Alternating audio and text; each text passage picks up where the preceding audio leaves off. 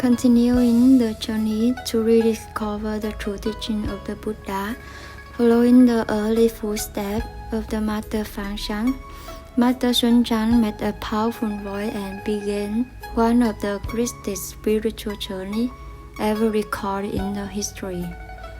His travels were not just about the personal learning. They played an important role in the development of the Buddhism in China. And at the same time, they left behind a precious record of the many lands, cultures, and people he encountered. He began his journey in the capital city of Chang'an during the Tang dynasty, around the year 650 CE. During this period, Buddhism was already well known in China, and many people were eager to learn and practice the Buddha's teaching.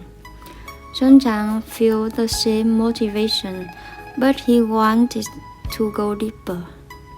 He wanted to understand the original teaching from this source, not just through translators available in China at that time. Meanwhile, Nalanda University, located in what is now Bihar, India, was famous throughout Asia as a great center of Buddhist philosophy and debate. Hearing about this place strengthened Xuanzang's determination to travel there.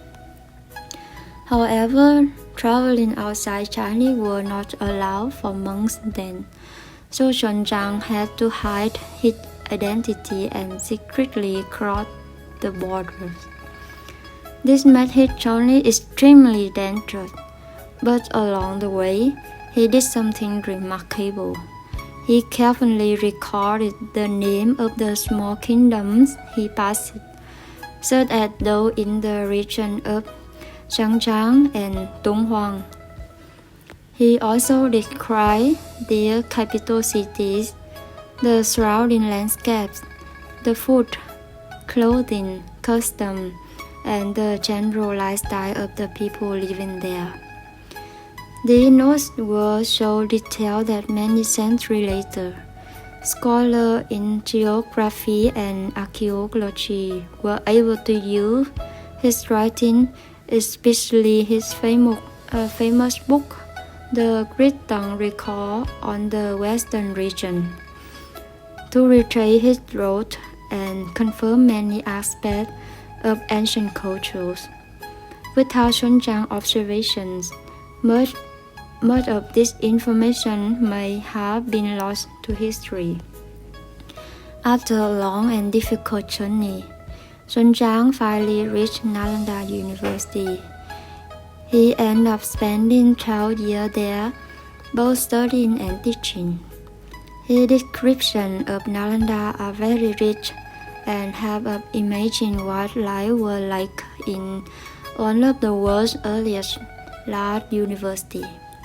He wrote that Nalanda was once part of an ancient capital ruled by a wise and virtuous king who, according to tradition, was believed to be one of the Buddha Sakyamuni's previous incarnations. Xuanzang also records impressive detail about the university. More than 10,000 students and about 2,000 teachers live and study there.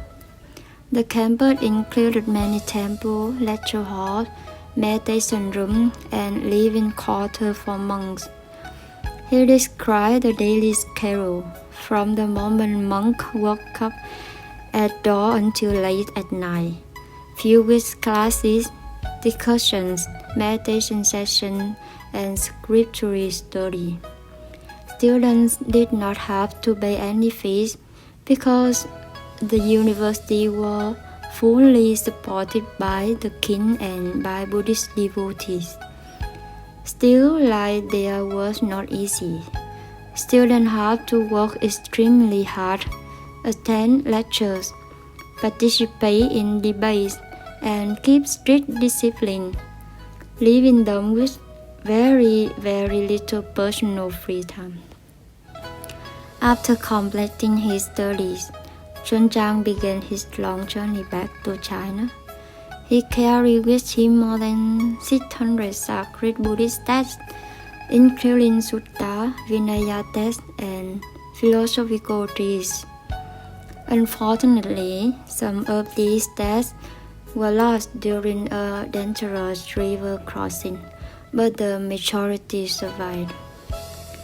Upon returning to China, Xuanzang dedicated the rest of his life to translating these scriptures and sharing the Dhamma with the public. With strong support from the emperor, he worked closely with the royal court, which provide resources and scholars to help with the translation work. Because of his dedication, accuracy, and deep understanding, Xuanzang became one of the most respected translators in the history of Chinese Buddhism. His legacy continues and influences Buddhist study and cultural history even today.